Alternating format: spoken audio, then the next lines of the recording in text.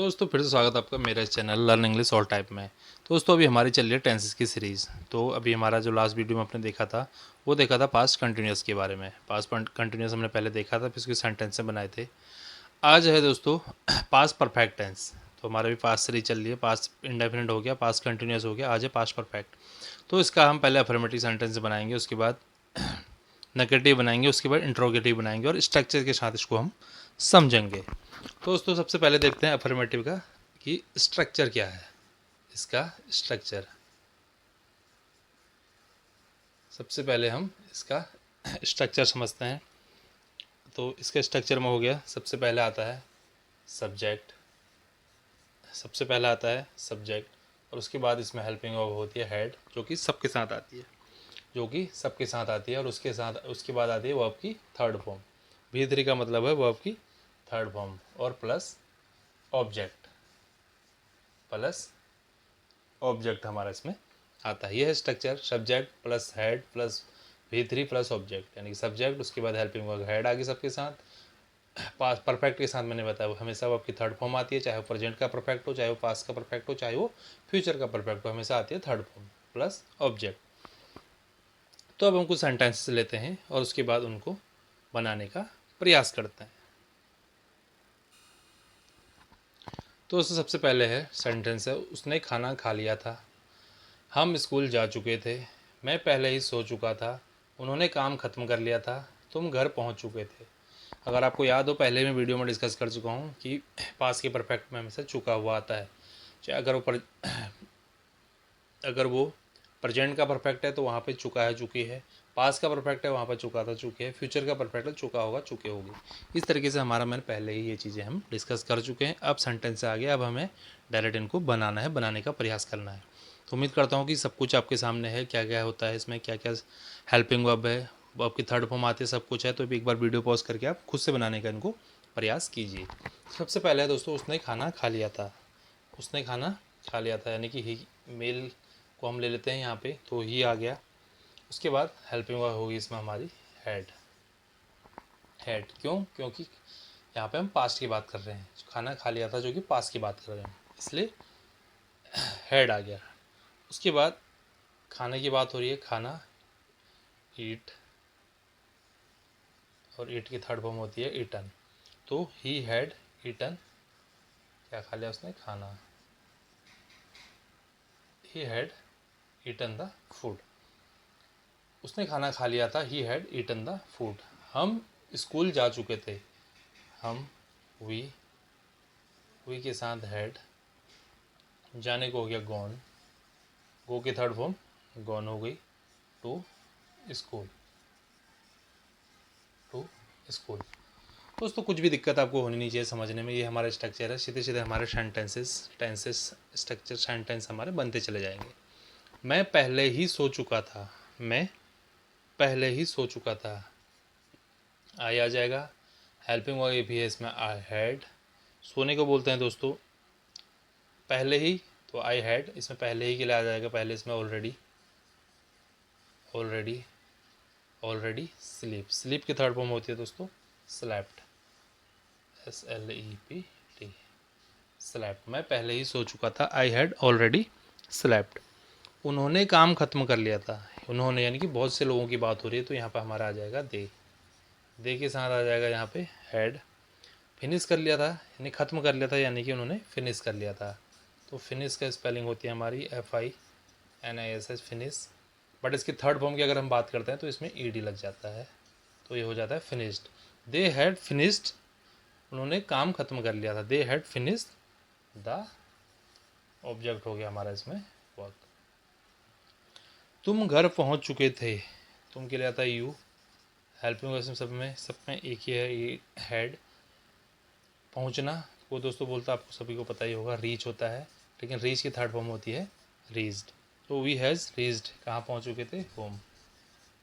तो दोस्तों ये देखिए कितने इजी तरीके से हमारे सेंटेंसेस बन गए हैं।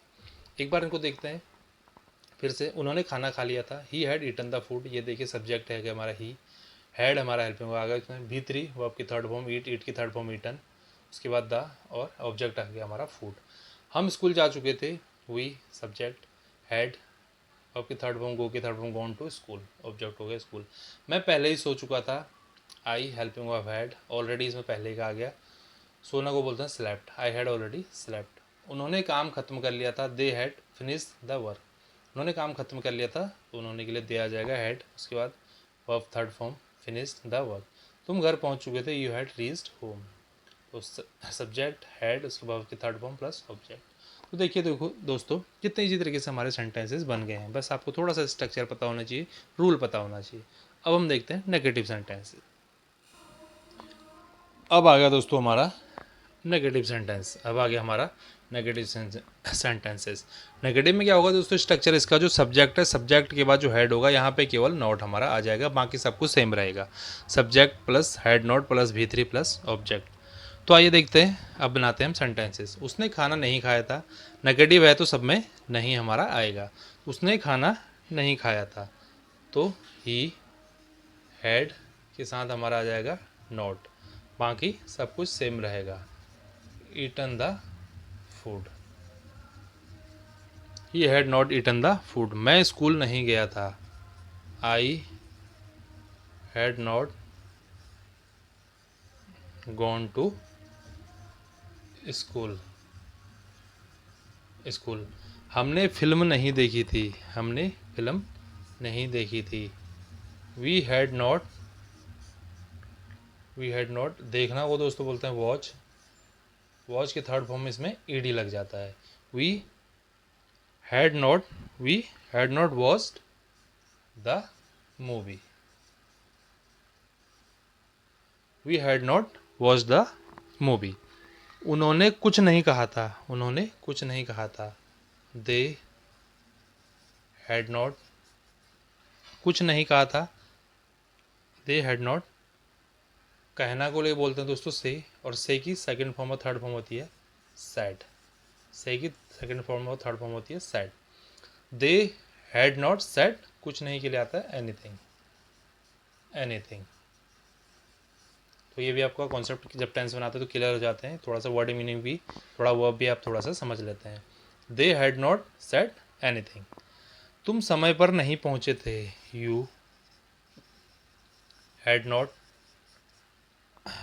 पहुंचने के लिए रीच भी होता है, नहीं पहुंचे थे अराइव्ड भी होता है, बट यहाँ पे हम अराइव यूज कर रहे हैं, ARRIV। और जैसे इसकी थर्ड फॉर्म की बात होती है तो इसमें एक डी और लग जाता है, तो ये हो जाएगा यू हैड नॉट अराइव्ड, समय पर नहीं पहुंचे थे, ऑन टाइम। हालांकि इसका ये भी हो सकता है you had not reached on time, तुम समय पर नहीं पहुंचे थे, you had not reach the time. अब देखिए दोस्तों, वो खैर मैं इसको आगे भी बताऊंगा, अगर ये इतना ही होता ना, उसने खाना नहीं खाया, तो ये हमारा पास्ट इंडेफिनिट का सेंटेंस भी हो सकता है, हो सकता है। लेकिन जैसे ही इसमें जुड़ गया था, उसने खाना नहीं खाया था, मैं स्कूल नहीं गया था, हमने फिल्म नहीं देखी थी, जैसे था तो इसमें लगा, तो उससे ये क्या होगा कि हमारा पास परफेक्ट सेंटेंसेस या उसका बन गया। तो ये हम डिफरेंसेस आगे देखेंगे, आगे जाके हम इसको कवर करेंगे। थोड़ा सा आपके दिमाग में कन्फ्यूजन हो रहा होगा कि अगर ये उसने खाना नहीं खाया होता तो हम इसको फिर कैसे बनाते, फिर डेट से बनाते, हेड से बनाते, ये थोड़ा सा कन्फ्यूजन होता है।